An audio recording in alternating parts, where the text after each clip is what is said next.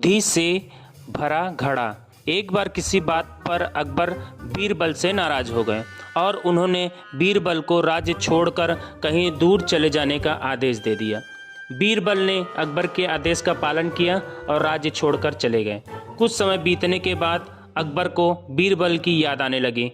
कई महत्वपूर्ण मुद्दों पर बीरबल का मशवरा अकबर को निर्णय लेने में मदद करता था।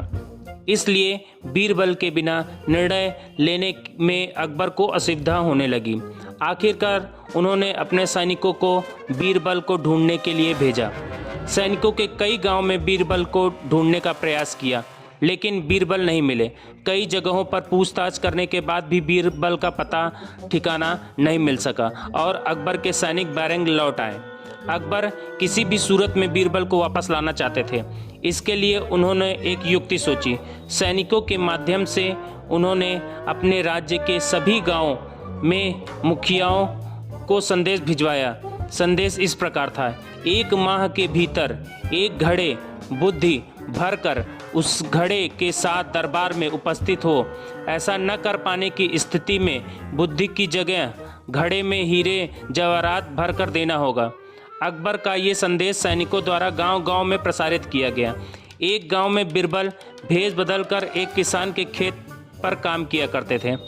जब उस गांव ने मुखिया को अकबर का यह संदेश मिला तो वो चिंतित हो उठा। उसने गांव के लोगों की सभा बुलाई। बीरबल भी उस सभा में उपस्थित हुआ। गांव के मुखिया ने अकबर का संदेश गांव वालों को दिया तो सभी सोच में पड़ गए। तब बीरबल ने मुखिया से आग्रह किया, महाशय, आप मुझे एक घड़ा दे दें। मैं उसे इन महीनों के अंत तक उसे बुद्धि से भर दूंगा।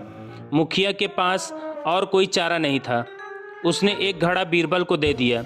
बीरबल वह घड़ा लेकर किसान के उस खेत पर चला गया जहां वह काम किया करता था। वहां उसने कद्दू उगाए थे। उनमें से एक ही छोटे कद्दू को उठाकर उसने घड़े में डाल दिया। कद्दू अब भी अपनी बेल से लगा हुआ था। बीरबल उस कद्दू को नियमित रूप से खाद पानी देने लगा और उसकी अच्छी तरह से देखभाल करने लगा, जिससे धीरे धीरे कद्दू बढ़ने लगा।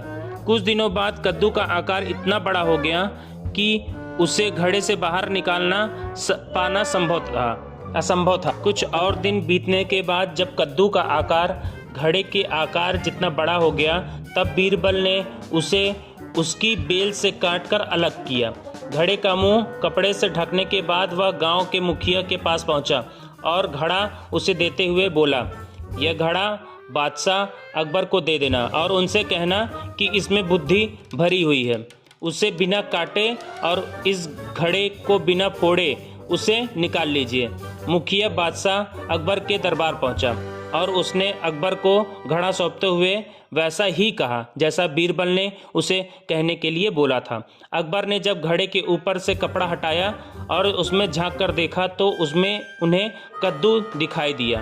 वे समझ गए कि इतनी दूर की सोच सिर्फ बीरबल की ही हो सकती है। पूछने पर मुखिया ने बताया कि यह उसके गांव के एक किसान के खेत में काम करने वाले व्यक्ति ने किया है। अकबर जान चुके थे कि वो व्यक्ति कोई और नहीं बल्कि बीरबल है। वे तुरंत मुखिया के गांव गए। वहां किसान के घर जाकर बीरबल से मिले और उससे माफ़ी मांगकर वापस दरबार में ले आए। सीख: हर समस्या का कोई न कोई हल अवश्य होता है।